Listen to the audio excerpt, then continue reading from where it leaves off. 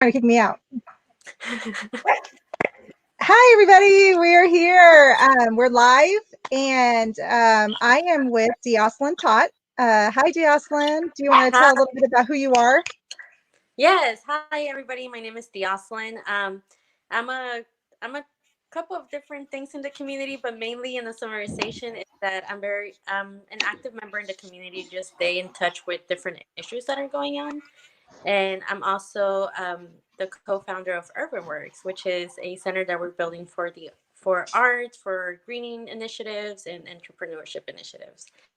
And just like you said, Deanna, we are waiting for Mayor Quinton Lucas at the moment. But I had a special request for everybody who's watching.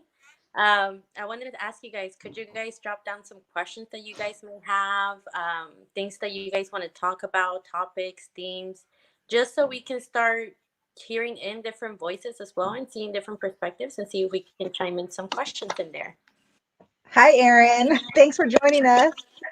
Yeah, Deoslin and I put together some really quick questions, and hopefully we can get through them. We have 20 minutes with him, so hopefully if we go over a little bit, maybe that'll be okay. But I know that he's been busy doing a lot of things with COVID in the city and has a lot of meetings going on. So we've kind of just saw if we could do a 12:45. So I haven't heard that he hasn't canceled yet. So hopefully he's still on his way. Yes.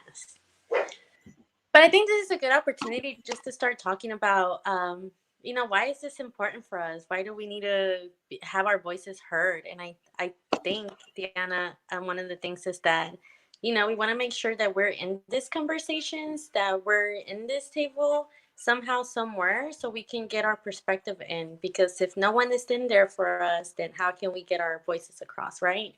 Exactly. And that's why I was so thankful that Deoslin came in and co-hosted. Edgar Palacios had another commitment since the time and date did change. So he was going to be on representing Latinx Education Collaborative. So Edgar, we miss you.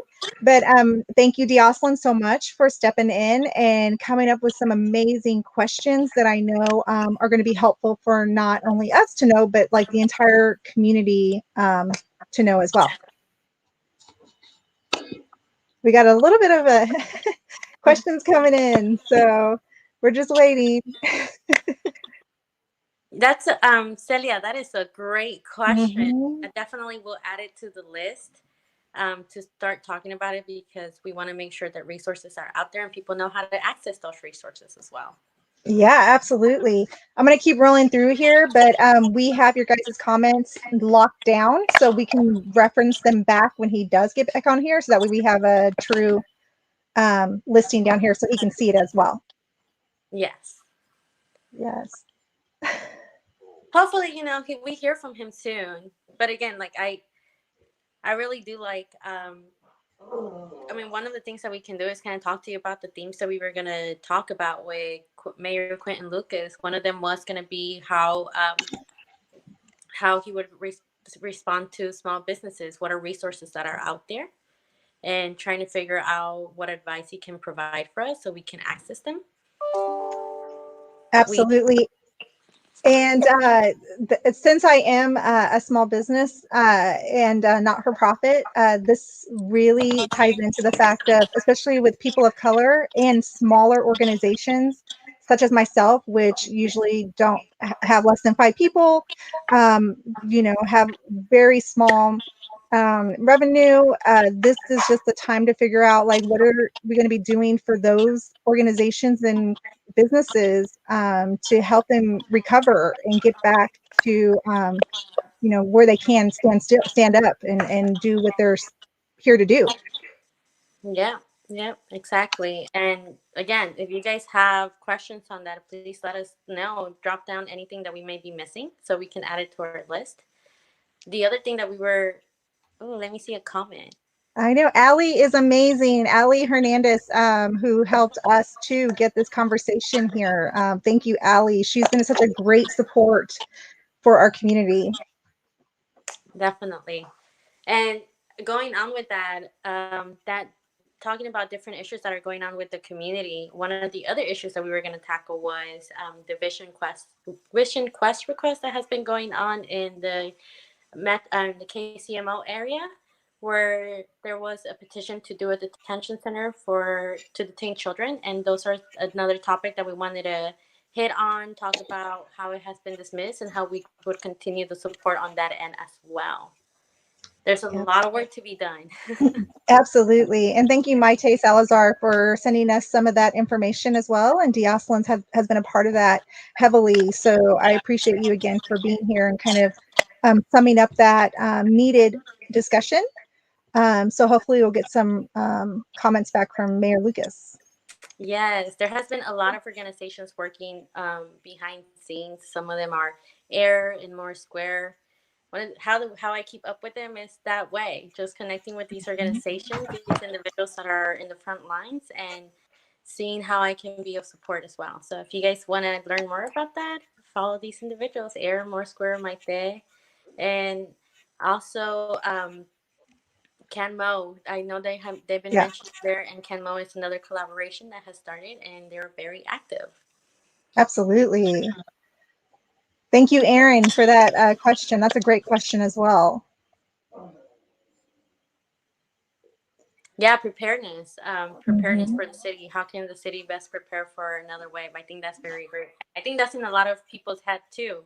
What happens if it comes back around, and how are we prepared this time around? Since we didn't have enough time in the beginning, how are we gonna best prepare, right?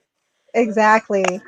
Oh my God, that's a great question, Celia. Absolutely. That's been on our mind as well. So I know you're on a commission and the arts committee, and love that you're giving back feedback to us in English and in Spanish, which is another question Edgar Palacios has for Mayor Lucas to ensure that he is aware of doing more in Spanish, translating for that, so that way all our communities are aware of what's happening and how to best prepare.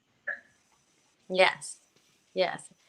And we definitely need municipal IDs. There's a lot of people who would benefit off of it. If you guys want to know a little bit more about that, please look into those movements and see what's going on. I know the KCK area has a similar movement called Safe and Welcoming, and Mhm. definitely want to see a spread to the KCMO area and get more individuals in that to be able to get them access to different basic needs that they have that otherwise they can't get. Absolutely. Absolutely. You guys have some great questions. Like, Maybe this is our brainstorming session. I Let us know know. Let us know what we can ask. we're Let's going to have make to this. ask for a town hall at this point. Like, if this isn't happening today, we got to get hey, can we get a town hall broadcast set up, please? Yeah, virtual town hall. Yeah. Who would be interested in getting involved with us on that? Yeah, please, because it's not just us. It's not just Edgar, myself, Dioselin. And Alex Martinez. Thank you so much for helping us too. At the very last minute, he helped us since this was a quick moving thing. He helped us with some of our questions as well. So thank you, Alex, for doing that. We asked him too if he could be here, but again, it's just short timing, and he wasn't able to join us. So we hopefully to bring his voice to the table as well. But yeah, you're right, Dioselin. Just bringing people's voices to the table is so important. Thank you. Thanks, Laura. As you can tell, I'm not like the best just host here.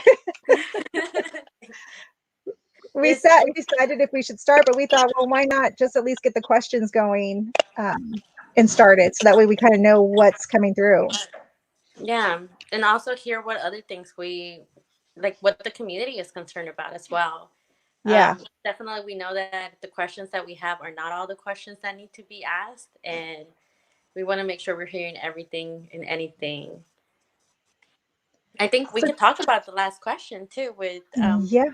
LGBT. Diana, do you want to talk about it? So one of the questions that Alex and Dioselin helped me a lot with was the representation of LGBTQ and transgender within City Hall. We specifically asked, and I can actually read it. Um, Where it concerns our Latinx community, which includes our transgender and LGBTQ communities, people have a fear of COVID and ICE. How are you using your vote and one voice at the police board to demand protection for immigrants and our LGBTQ communities? Do we have or will we have representation at City Hall for our transgender LGBT communities? And if so, what would that look like in regards to support, safe spaces, and protection? Mhm. So if anybody has any insight on that, or maybe you know something we don't know, this is a great forum to share that information. I think that's so vital that we all hear each other's voices, and there might be some work going on already that maybe we don't know about.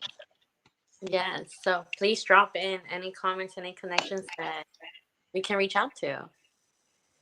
That is great, Celia. Yes. Please don't forget. June 2nd, just right around the corner. I can't even believe it's already going to be June. Hmm. Wow. But Yeah. yeah, The elections are coming up, and they're definitely very important elections this year. So please, everybody, if you can, go out, get out to vote. You can get different access through different medias like Rock the Vote. You can go in, and that's www.rockthevote.com. You guys can go in there and see where and when your elections are, and there's different ways in the internet that you can figure out your poll sites if you guys have not gotten them. oh, Also, absolutely. yeah, so please go look at that. And if you're unsure if you're registered or not, there's a way that Mhm. we can find that out too. So please connect with local organizations that are doing amazing work on this, and there is help. So please go out to vote. It is very important. Our voices are needed in those voting elections. Absolutely. Diaslin, is there any meetings or town halls or anything going on, whether it's in Kansas or Missouri, just because we have both people here, that you want to make people aware of? Yes, so Safe and Welcoming is actually coming up this week, this upcoming week. As you guys, as Celia mentioned a little bit ago about municipal ID, Safe and Welcoming is something that's going on in the KCK area and Wyandotte specifically. There's a group that is calling for municipal IDs and an ICE non-compliance policy, which just asks local law enforcement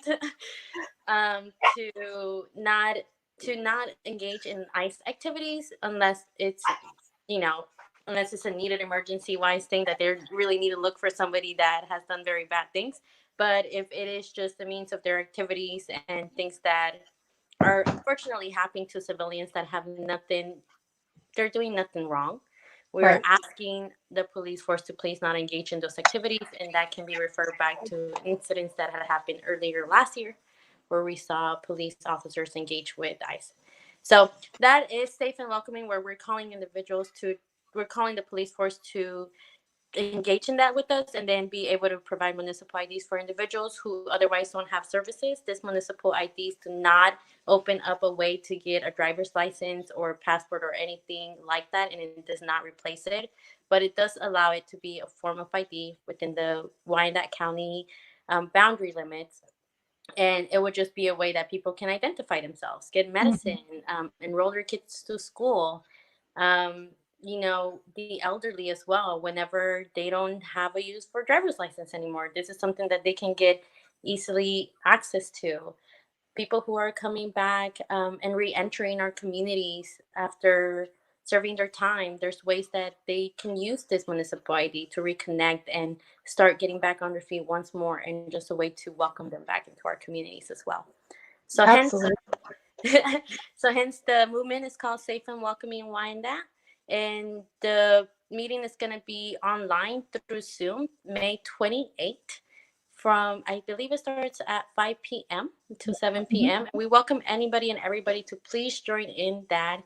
Again, it's online. You can get access through it, and we just need your support. We need your voices. We need your representation there. We need bodies there, and bodies through virtual meetings are needed as well, just so we can show the support that we want these communities to have access to services that they otherwise wouldn't have. And we want Absolutely. protection for everybody. So that Mhm. is one of the things that's going on. I love that in Kansas. I think that is so vital and such a needed thing. Do you know who started that? Yeah, it's a group. It's actually a cohort that has been working on it for 3 years, you guys. 3 years. Wow. Do you have their Really? names? Do you know their names? Yes, a couple. There's actually over 30 organizations that support this collaborate, but some of the main ones are Air, Morris Square, Centro, ACLU, and a couple of other community leaders that have been super active, fake communities, and different residents that have been coming towards this issue. So again, there's over 30 organizations. The main ones are Centro, Air, Morris Square, and ACLU. And again, I believe there has been over 4,000 postcard signs by the community that Wow. show support in this end. And they had a hearing a while ago, but because of COVID, it was pushed back. And they finally regained their meeting. And that's why May 28th is so important. After 3 years, we want to make sure that our voices are there, represented, and we can go forward. Yeah, definitely support them, support our communities, all that hard work. And that's why I'm so glad that you mentioned the time it took to do this, because I think sometimes people just see something happen and it's like, oh, it's here, and don't think about all the hard, painstaking days that it's taken to get to this point. And then that just helps us pave the way to do more. Yeah. So I'm so glad and so honored that you all have something like that in Kansas. That's phenomenal. Yes, we're excited and hopefully it goes through. We're looking forward towards May 2028. So, Erin, she has a great question around mail-in ballots. Yes, those are some very major questions about protecting themselves from the spread of COVID. She knows that you have to register for absentee at least 6 weeks in advance, which is inconvenient at this time since we can't get it done by June 2nd now, but we can before August and November votes, and people need to know this is an option far and wide to help protect themselves. Diaslin, since you're close to voting and are in line with a lot of people doing that, do you have anything that you can share that might help people? So I'm more rehearsed on the Kansas side than I am in the Yeah. Missouri side, to be honest. But I do know that there's different platforms that you guys could probably access. Jobs for Justice is an organization that is really active in voting. Jobs Um, for Justice. Okay, let me write Jobs this for down. Justice in Missouri, and I know that there is an amazing community organizer in the SEIU Local One of Real Negrete that could, Yes. yes, that can definitely help you and guide you on that end. In the Kansas side, all the organizations that I mentioned before are active on voting, so they can all answer questions. And Center is one of the individuals who's Mhm. the frontliners on that. And they have a lot of resources on there, so please check them out. But as in the mail-in ballots, I know that the restrictions are different per state. And in Kansas, there are different movements that are asking to remove different laws that were implemented by Chris Kobach. And we wanted to make sure that we get access to everybody to be able to vote. So there are a couple of things, bills going forward in our capital in Kansas. But we just have to make sure to come and support the individuals who are doing the work. ACLU is another big organization that's helping out in this end, and Loud Light. They're helping out Mm. in getting absentee ballots.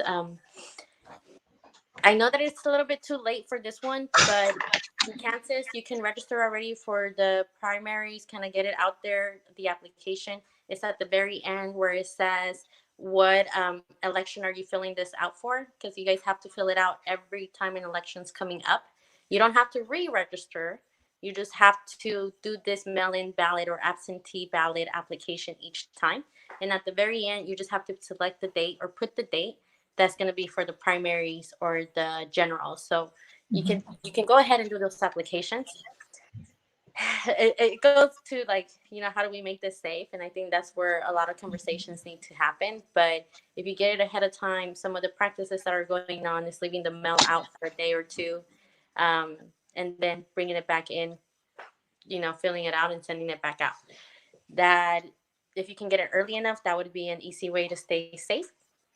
But there's still, like, ways to get the mail-in ballots for the primaries and for the generals. actually for the generals, not the primaries, I'm sorry, for the generals ahead of time, and you still will be able to turn in your absentee ballot up until the day of election, as long as it has the postmark. So again, if you don't get it ahead of time, you could still apply for it for the generals, but a good practice is leaving the mail out for a day or two and then getting it back in and filling it out there. But for Yeah. Kansas, I know that's the way of doing it. In Missouri, I'm not quite sure how the mail-in ballots regulations are, but there's way to access them. I think Alex Martinez would be a great source for Yes. that as well. He would be definitely a great source for that. He's gonna get flooded with like DMs. Yeah. Just hit up Alex Martinez for all your questions. Just kidding. Yes. Don't do it. No, I just have to say, Diaslin, I mean, you're an amazing resource. So appreciate you and the work you do for all of us, because we sometimes forget that the people walking the streets, the people in our communities, are usually the ones with the answers and or making the answers for us. So I just want to give a huge prop to you, Dioslin, for being here and answering these questions in such a way that I'm blown away. You will be president one day. So we keep saying that, but this is exactly what we need our people to be supporting each other, and you're doing just that. So I admire that very much. Thank you.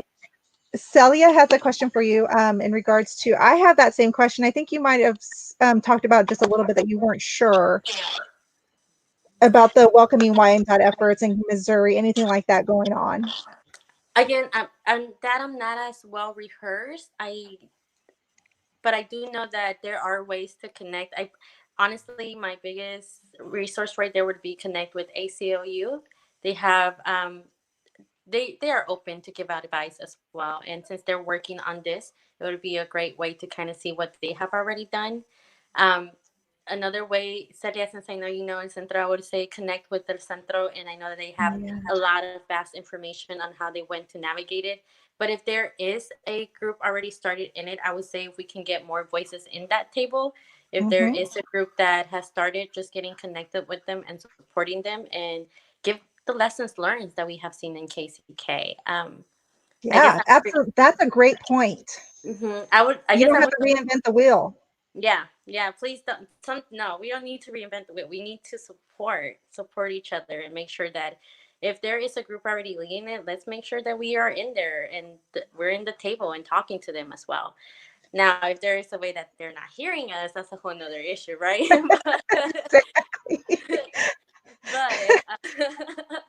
But I say, I guess, Celia, I guess I would turn out this question for the public as well. If you guys know of anybody who's already involved in this process and is doing this effort, please let us know to see how we can support or connect with them.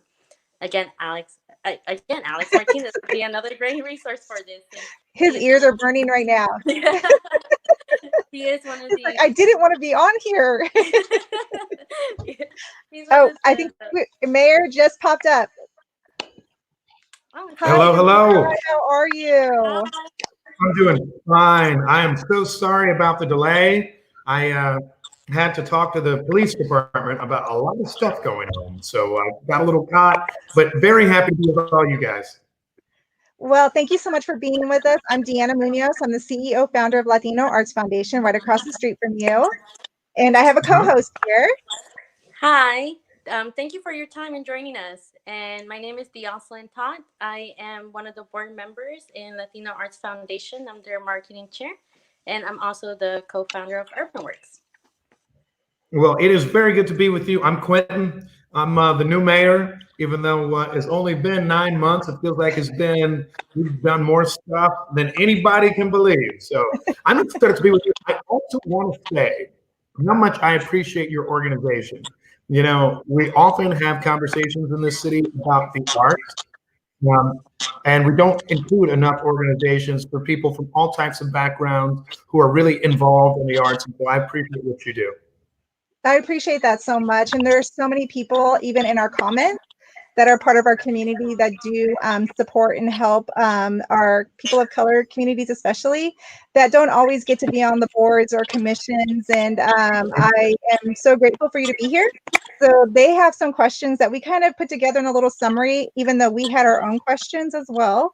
So one of the questions that came up that I really would like to talk about is Kansas has a group called Safe and Welcoming. And Dioslin, you can talk a little bit about what that is.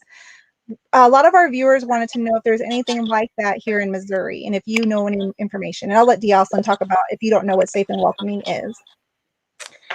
So Safe and Welcoming is a movement that's happening here in KCK, specifically in Wyandotte County. The movement is called Safe and Welcoming Wyandotte County, and it asks for two things. It asks for a municipal ID for residents in our community, and it also asks for an ICE non-compliance policy, which law enforcement says that they will collaborate with ICE activities to help make sure that our residents feel safe and secure in their own neighborhoods. So I guess the question kind of is, and I see the comments too, and a few people have asked about it. And sorry if I'm the one with the absolutely terrible sound. I'll apologize for that. But no, I think the thing that we need to make sure we do is, one, municipal ID. I ran on that. I still believe in having municipal ID cards. I think it'll be important for Kansas City and as an opportunity. The legal ways to do it are always somewhat challenging, but my thought is, if my homegirl in Topeka can figure it out, Mayor de la Isla, then I think here in Kansas City, we can do such a thing as well. So I'm very excited about that. On ICE non-compliance, I wish I would have talked to you before I talked to the police chief, because as you all probably know, our police department does contend that they have a non-compliance policy, but it doesn't actually seem like that's how enforcement is necessarily going. We need to make sure we reaffirm that we're not actually working with them, we're not cooperating, and we're not letting them just call the police and then assist them that way. I think for whatever reason, the department has kind of seen it as, well, if we're not involved in like the arrests up front, then we're following the rules. I think more to the point is, you're not supposed to be there as backup either, right? We're letting them know that this force doesn't get to use the resources of Kansas City, Missouri taxpayers when it should not be. So, thank you. I think that's right on it, and I'm glad that those conversations are starting up. I know a lot of the community is definitely following this. I'm glad that the conversations are starting. Absolutely. No, it's essential, and like we can't forget about all this stuff during COVID. So like during the COVID-19 crisis, I know a lot of people have been focused on that. Me too. But I think as you see in Kansas City, there continue to be, frankly, not even different challenges, like the meatpacking plant, where there's a huge output trying to fix to everything that's in some ways wrong with our country. The fact that we're not giving people access to healthcare, the fact that people are being marginalized until they have to keep going to work, even if they've been exposed. I mean, there are a lot of problems right now that we need to actually make sure we're addressing. And I think COVID actually just emphasizes them, instead of meaning it needs to be something that we just are, focusing on without thinking about immigration policy, without thinking about how to make our city more equitable. So with that, Mayor, I'm a not-for-profit, and my husband is a small business owner, minority small business owner. We had a couple questions just in regards to, there's a lot of unfortunate things happening around small businesses due to COVID, devastating their organizations and budgets. This has been especially true for the people of color. And we wanted to know, since they are working really hard and pivoting and providing safe spaces, feeding people and focusing on their youth, what are you and the city doing to ensure equity and sustainability during and after this COVID devastation to small businesses? Can you also provide any advice or resources? One of those other questions is, I'm a very small organization with less than 5 people, bringing in less than $50,000, and usually we don't qualify for grants or funding. Is there ever going to be a time when we will have grants or funding to support the smaller, newer organizations? So my hope is that we will be able to do that. So you might have seen earlier this week, I talked to the Jackson County Legislature, the goal with that being to try to get more funding, including $1.5 million for the arts. The reason I asked for an amount that's actually comparatively small is because, to your point, when we get bigger grants, we usually give them to bigger organizations. And so you see us putting in money, not that I dislike any of these people, but every year Kansas City government gives money to the Kansas City Ballet, the Symphony, outstanding organizations, but also organizations that raise lots of money and can charge high ticket fees and that sort of thing. What they're not doing is giving that to organizations like yours, where a $2,500 grant or a $5,000 grant would actually go a really long way and would help you support important programming in our community. And so I do plan to have us do more work in terms of how we can actually help arts organizations of all sizes. One of my greatest concerns with Kansas City is that we too often only try to hit home runs, right? We only look for that big thing. So remember, like, there are just these events that we put so much money into. What we're not doing is actually coming up with funding that I think supports the festivals in our communities. I mean, Deanna, I don't know your organization enough, but there are so many organizations that actually reach more real community people, right? We can't just give money to things that are going to be at the Talking Center for the Performing Arts. Again, I like that too. But what about the thing that's going to be in the neighborhood in the Northeast, or the neighborhood on the West Side, like the things where people are just walking down the street and sing? And those are the types of things I want to support more of. I appreciate that so much. That is like the first real answer we've had, and I love that coming from you, Mayor Quinton. That makes me feel so good and very hopeful for what we can do for the future. I'm happy to do it. Definitely. So continuing on, I had a question of another topic. As you may know, Mayor Quinton, Bishop Quest, a company with a long history of abuse against children, whose business is to detain children, recently tried to come to Kansas City. This was very traumatic for many people in our community and in the KC metro area. And hundreds of people have spoken out against this company and are glad that they have decided that they will withdraw. However, there seems to be an ongoing interest on building a detention center here. Can you talk to us about that topic? Can we count on your support if this issue was to rise again? And how can we make sure that the community's voices are being heard on this topic? So I think the community already did some outstanding work in connection with largely making voices heard to defeat it, right? It never came up to the City Planning Commission, but the reason for that because I think enough people in the community let folks know that it's not something that we're interested in having in Kansas City. I continue to be opposed to any organization like that coming to Kansas City. I think we need to make sure that we are doing all that we can to try to change the zoning so that you can't bring those types of facilities into the city. And then even if it was able to appear in some way, to organize against it. And so that's the work that I do. I will also note I've appointed a new city planning commission that I think has a lot. I knew had a bunch of folks who were opposed to that before. I thought they would actually be voting on it. That's why we replaced them when we did. It turns out we didn't need them to vote it down, but I'll expect them to vote something like that down in the future.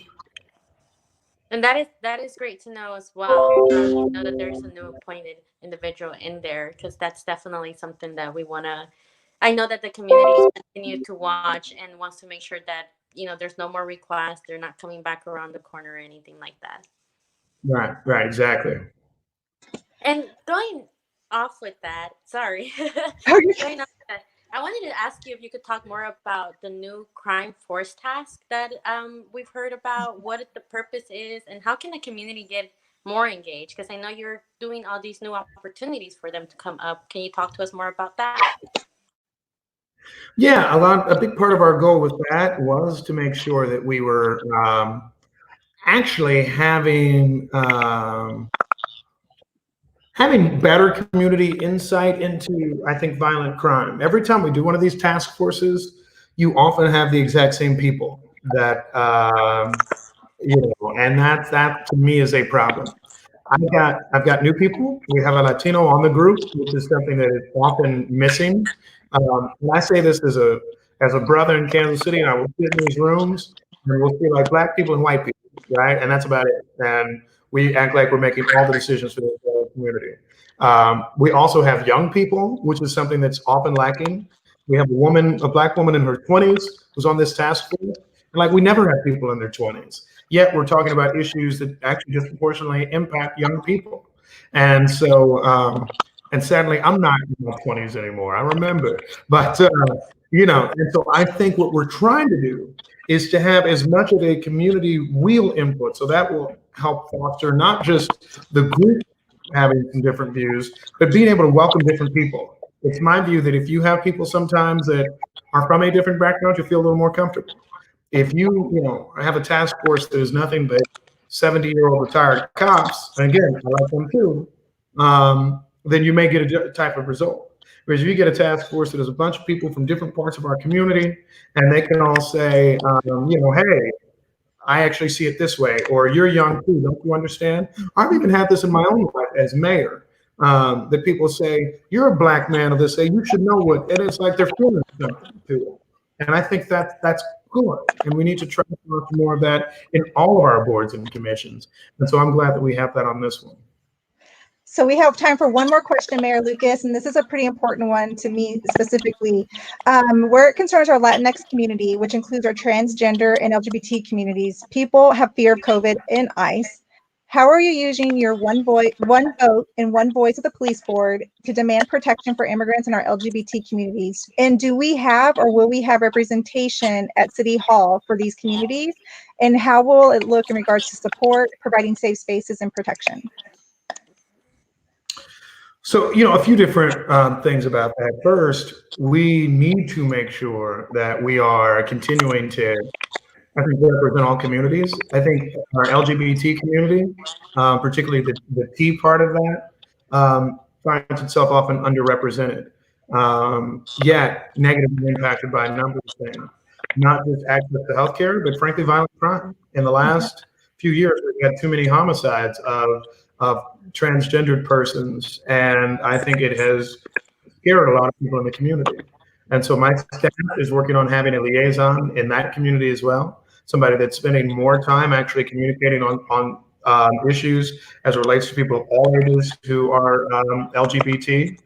I was at Save Inc. the other day, and one of the things that was actually probably the most touching and heartbreaking thing I've ever heard was about outreach to teenagers who have contracted HIV, and a large group of it is kids who were kicked out of home or who left home because they did not feel welcome there, and then turned to any number of activities to survive. That is that's something that we shouldn't tolerate in our city, and we should make sure that we actually have enough funding support for it, and it shouldn't be an afterthought. And so what I really feel like we need to do is first listen to that community, make sure we have funding to support outreach for them, and not just see it as, all right, we have same-sex marriage legal, so now we don't have to care anymore, So many people are big for every group than just saying, okay, things are equal, so we don't have to worry about, differences, different treatment, disproportionate negative impacts from health challenges, et cetera. Or how to outreach in those communities. I mean, one of my biggest challenges with COVID right now is, for example, the city has pop-up testing all the time. We put all of the pop-up testing ads in English. We put them in the same resources that we do always. What are we doing to reach non-English speakers? We have a huge Somali community. We certainly have a Latino community, right? What are we doing to reach young people, right? What are we doing to reach those communities that aren't just sitting in front of the television or a computer or something like that? And I think that is reflective of all parts of our society. Absolutely. Well, we appreciate your time, Mary Lucas. I know you're very busy. Thank you for coming on. Thank you, Deoslin, for co-hosting, and we hope to have you back again. You gave some amazing answers, and thank you so much for all that you're giving to the city. Hey, thank you guys so much. It's a pleasure being with you, and stay safe this weekend. You too. Thank you. Bye.